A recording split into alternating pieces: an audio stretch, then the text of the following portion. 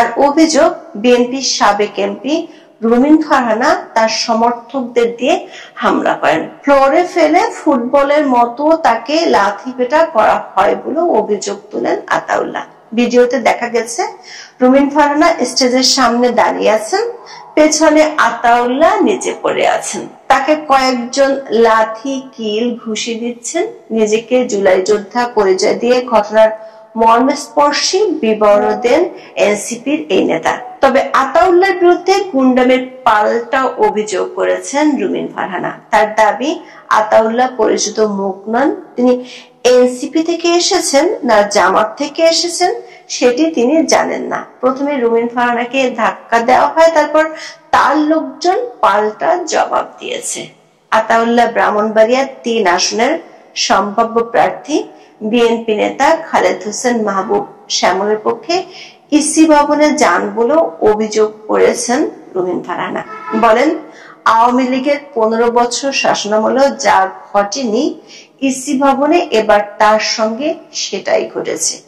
যে বিএনপি নেতাকর্মীদের অধিকারের দাবিতে তিনি সোচ্চার ছিলেন তারাই তাকে ধাক্কা দিয়েছে।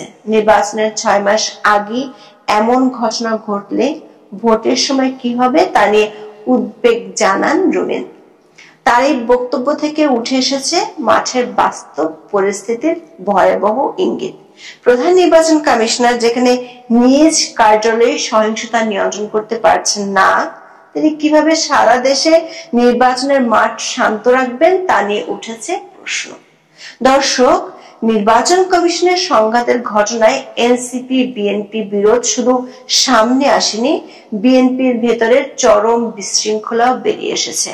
নির্বাচনের সময় যত ঘনিয়ে আসবে এই অবস্থা আরো দেখা যাবে, আর সেটি নিয়ন্ত্রণের কোনো সক্ষমতাই নেই নির্বাচন কমিশন এমনকি সরকারেরও। ফলে ফেব্রুয়ারিতে নির্বাচন পরিণত হতে যাচ্ছে অধরা এক মরীচিকায়। নির্বাচন কমিশনের ঘটনায় তাৎক্ষণিক হুমকি দিতে দেরি করেননি এনসিপি নেতারা। অতীতে রাজকীয় ডাক দিয়ে মবের সূচনা করার সার্জিস আলম বিএনপিকে দেখিয়ে নেয়ার হুঁশিয়ারি দিয়ে ফেলেছেন। ফেসবুকে তিনি লেখেন, বিএনপি কি আওয়ামী লীগের চরিত্রে ফিরতে চায়, জোর যার মূল্য তাক বানাতে চায়, এই সুযোগ আর দেয়া হবে না। তবে বিএনপি নেতার পক্ষে এনসিপির আতাউল্লাহ কেন ইসি কার্যালয়ে পেশি শক্তি দেখাতে গেলেন সে ব্যাখ্যা দেননি সার্জিস। কিংস পার্টির অবশ্য ব্যাখ্যা দেওয়ার কোনো প্রয়োজনও পড়ে না। জন্মের পর থেকে এই দলের নেতারা একের পর এক বিতর্কের জন্ম দিয়েও আছেন ধরাছোঁয়ার বাইরে। এমনকি নারী নিপীড়নের মতো ভয়াবহ অভিযোগও তারা পাত্তাই দেয়নি। লোক দেখানোর শোকজ নোটিশের মাধ্যমে দায় সারছে দলটি।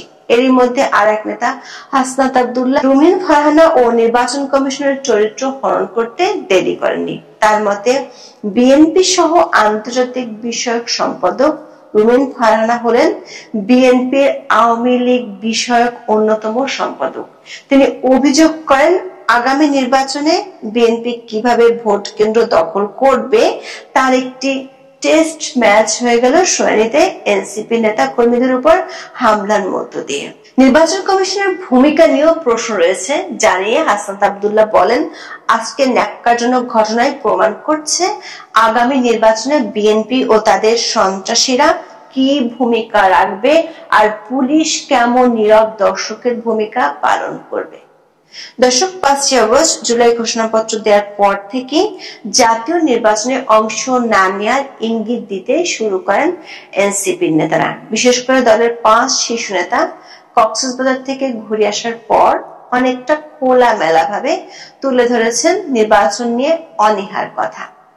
জাতীয় নির্বাচন ভণ্ডুল করতে সামনে আনা হয়েছে নতুন সংবিধানের জন্য গণভোটের দাবি। সবশেষ এক অনুষ্ঠানে এনসিপির আহ্বায়ক নাহিদ ইসলাম স্পষ্ট জানিয়ে দেন, নতুন সংবিধান ছাড়া নির্বাচন হলে তাতে তারা অংশ নেবে না। এর আগেও এনসিপির সদস্য সচিব আক্তার হোসেন সহ শীর্ষ অনেক নেতার কণ্ঠে একই ধরনের বক্তব্য শোনা গেছে। মালয়েশিয়াতে বসে নাহিদ ইসলাম তো বলেই দিয়েছেন নির্বাচন সম্ভবত ফেব্রুয়ারিতে হচ্ছে না। প্রশ্ন হলো, নির্বাচন ঠেকানোর ওয়ার্ম আপ হিসেবে কি 24 আগস্ট ব্রাহ্মণবাড়িয়ার বিএনপি নেতার পক্ষে ইসি কার্যালয়ে গিয়ে পেশি শক্তি দেখাতে চেয়েছিলেন এনসিপির আতাউল্লাহ। ঘটনার পর তার পক্ষে সার্জিস ও হাসনাতের তড়িৎ পোস্ট কি এই পরিকল্পনারই অংশ? আবার কিংস পার্টির এমন অবস্থানের পেছনে সরকারের তো মদত রয়েছে। একদিকে ডক্টর ইউনূস ফেব্রুয়ারিতে নির্বাচনের ঘোষণা দিচ্ছেন, অন্যদিকে তার নিয়োগকর্তারা মারদা পাচ্ছেন নির্বাচন প্রতিহত করার হুমকি দিয়ে। এটিকে সেই বহু আলোচিত মেটিকুলাস ডিজাইনের আরেকটি অংশ।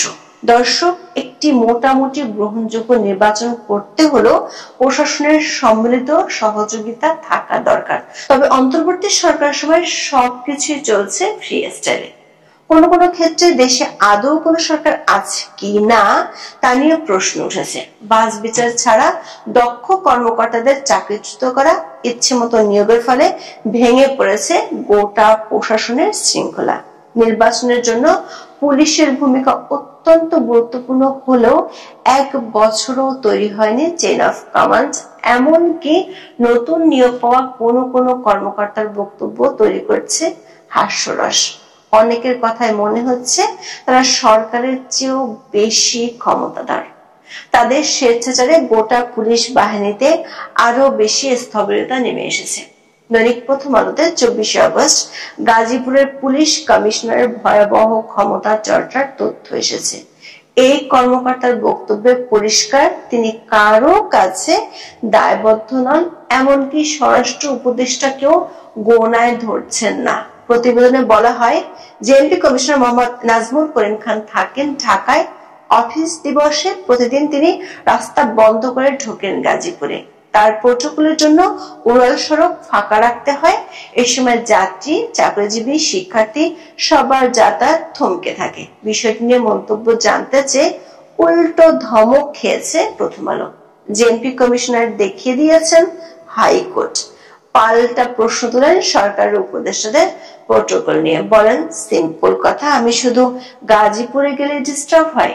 সচিব ও উপদেষ্টা মহোদয়রা ঢাকায় যে প্রোটেকশন নিয়ে ঘোরাঘুরি করেন তাতে ডিস্টার্ব হয় না? আমার তো গাজীপুরে বাসা নেই। কমিশনারের তো একটা বাংলো থাকার কথা ছিল, তাই না? বাংলো বানায় দিতে বললেন, আমি ওখানে ফ্যামিলি নিয়ে চলে যাব। একটা বাংলো বানাইয়ে দেওয়ার জন্য একটা প্রতিবেদন লেখেন। দর্শক, ডক্টর ইউনূসের আমলে অনেক ধরনের ম্যাজিক আমরা দেখতে পাচ্ছি। গাজীপুরের পুলিশ কমিশনারও দেখাচ্ছেন নজিরবিহীন ম্যাজিক। তার বক্তব্য থেকে পরিষ্কার, সরকারের উপদেষ্টাদের চেয়েও তিনি বেশি ক্ষমতাবান। তিনি যে গাড়িতে চড়ে যাতায়াত করেন সেটি নিয়েও প্রশ্ন উঠেছে। প্রথম আলোর প্রতিবেদনে বলা হয়, নতুন প্রাডো গাড়িটি সরকারি নাকি ব্যক্তিগত সেটা পরিষ্কার নয়। গাড়িতে রেজিস্ট্রেশনের পূর্ণাঙ্গ কোনো নম্বর নেই। এই বিষয়টি পুলিশের অভ্যন্তরীণ এক প্রতিবেদনেও তুলে ধরা হয়েছে। তবে কিংস পার্টির নেতাদের মতো জেএমপি কমিশনারও এসব গায়ে মাখছেন না।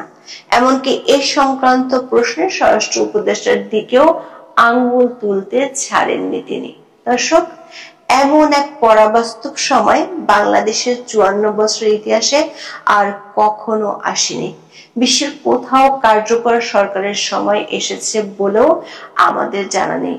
একজন পুলিশ কর্মকর্তার গাড়ি উৎস জানতে চাইলে তিনি খোদ স্বরাষ্ট্র উপদেষ্টার দিকে অভিযোগের আঙ্গুল তুলেছেন, আবার বহাল তবিয়তেও থাকছেন। এমন ম্যাজিক কেবল ডক্টর ইউনূসের শাসনামলেই দেখা যাচ্ছে। প্রশ্ন হলো, এমন ম্যাজিকের বলে জাতীয় নির্বাচনের মতো বিশাল আয়োজন কি আদৌ করা সম্ভব? বাংলা একটি প্রবচন রয়েছে, ঢাল নেই তলোয়ার নেই নীতিরাম সর্দার। প্রশ্ন হলো, এই সরকার কি তেমন এক সর্দার, নাকি ক্ষমতার মসনদ রাখতেই সরকার নিজের ইচ্ছাই পরিত্যাগ করেছে ঢাল এবং তলোয়ার? এখন এ পর্যন্ত। সবাই ভালো থাকুন, সুস্থ থাকুন, নিরাপদে থাকুন।